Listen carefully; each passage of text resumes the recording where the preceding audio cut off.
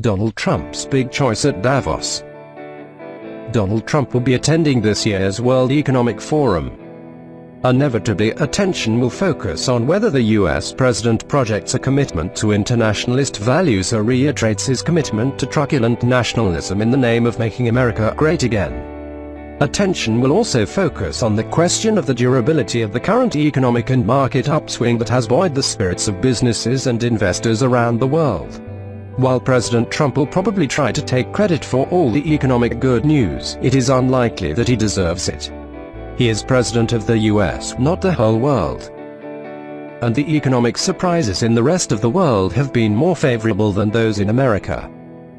The scale of upwards revisions of growth forecasts for 2017 and 2018 is higher in Europe, Japan, China and emerging markets broadly than it is for the US.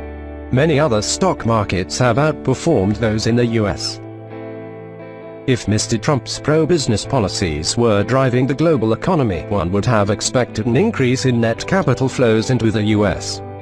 And so a stronger dollar. In fact, the dollar has weakened significantly in the last year, despite more Federal Reserve tightening than was anticipated at the beginning of 2017. In the 1990s and again in 2006, I remarked that the main thing we have to fear is lack of fear itself.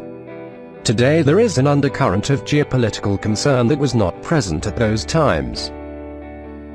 Yet there are important similarities between the situations then and now, where households and business come to fear missing out on good things more than getting caught up in irrational exuberance. Complacency about the economy can be a self-denying prophecy when it leads to excessive valuations, lending and spending. We are surely closer to such a point than we were a year ago. Sooner or later another downturn will come, perhaps because central banks overreact to what they perceive as inflationary threats. Perhaps because elevated financial markets converge to more normal levels, or perhaps because of a geopolitical shock.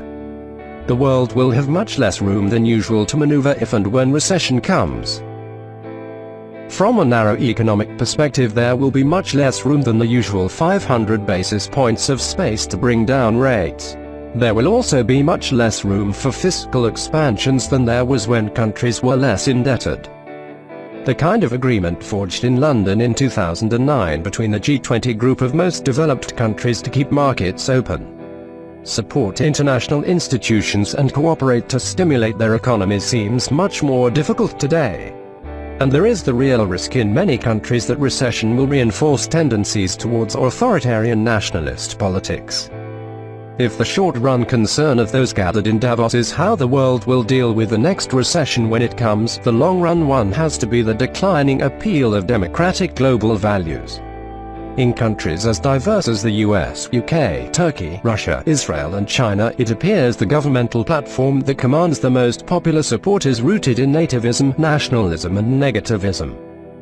Populist nationalism eventually produces bad economic results, leading to more pressures for anti-establishment leadership and for extreme policies. It is far from obvious what re-equilibrates the system.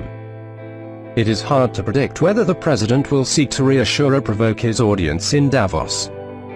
The president's speech will most probably be compared with President Xi Jinping of China's rousing defense of globalism at Davos last year.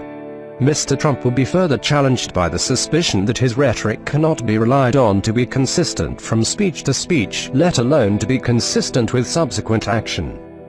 What should he say? It depends crucially on what he believes, and that is far from clear. The world can accept a message that the US wants a fairer allocation of the burden of upholding the global system. That after a period of weak economic performance, America needs to concentrate more efforts at home.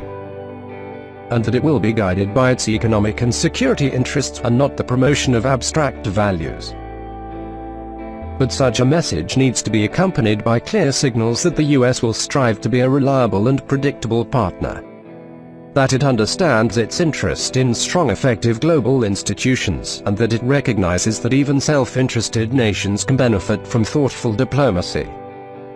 If this is the combination of messages that comes out of Davos, a nervous world may become a bit less nervous. That would be a very good thing for those gathered at the forum, and everyone else as well.